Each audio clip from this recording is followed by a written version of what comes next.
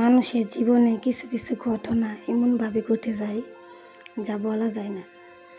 আসলে আমাদের সবার জীবনে এমন কিছু ঘটনা আছে যেটা আমরা বলতে পারি না কাউকে, আবার সহ্যও করতে পারি না।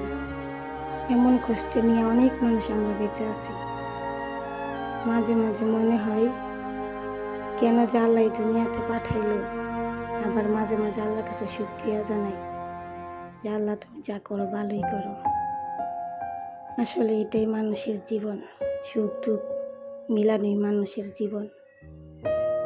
আশা করি আল্লাহ সবাইকে ভালো রাখুক, সুস্থ রাখুক, মানুষের সকল মনের আশা পূরণ করে দেয়। মানুষ যতই কষ্ট পাক না কেন, মানুষ যেন আবার বুঝতে পারে যে আমার সাথে আল্লাহ আছে।